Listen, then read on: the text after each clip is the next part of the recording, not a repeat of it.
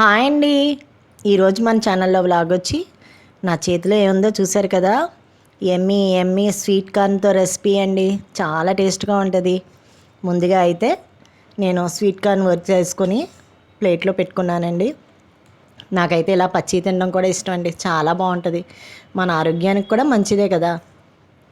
నేను కళాయిలో వేస్తున్నాను.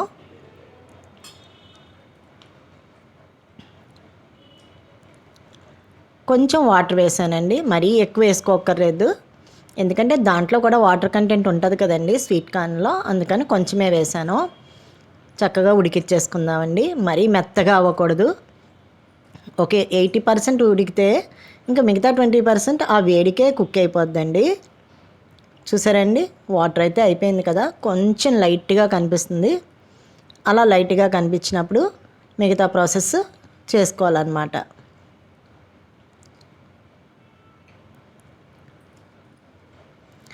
నేనైతే రుచికి తగినంత సాల్ట్ వేస్తున్నానండి. ఆ కొంచెం వాటర్ ఉండగానే ఇవి యాడ్ చేసేసుకుంటే స్వీట్ కార్న్కి బాగా పడుతుంది. మిరియాల పౌడర్ 1 స్పూన్ వేసాను. సాల్ట్, మిరియాల పౌడర్ వేసి ఆ కొంచెం వాటర్కి అట్లా అనుకుంటే బాగా కుక్ అయిపోతాయండి.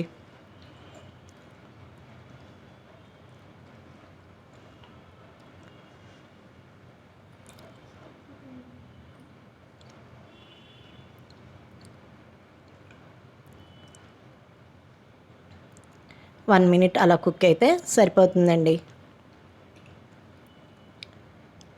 ఇప్పుడు గరం మసాలా వేసానండి.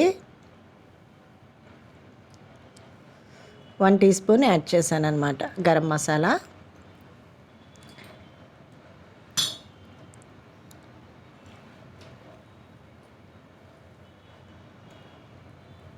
చక్కగా అన్నీ 3 కలిపి స్వీట్ కార్న్కి పట్టేలాగా గరిటెతో కలిపేసుకోవాలి.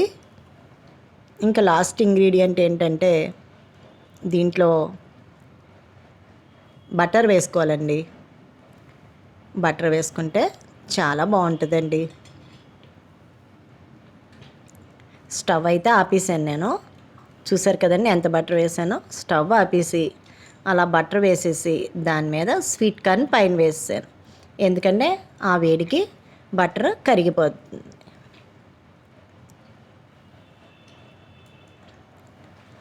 చూసారండి 1 సెకండ్లో ఎలా కరిగిపోయిందో బటర్.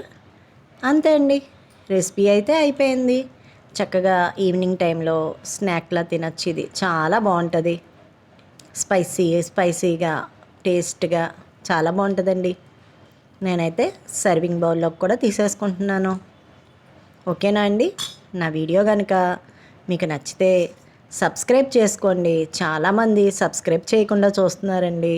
ప్లీజ్ అండి సబ్స్క్రైబ్ చేసుకోండి, లైక్ చేయండి, షేర్ చేయండి.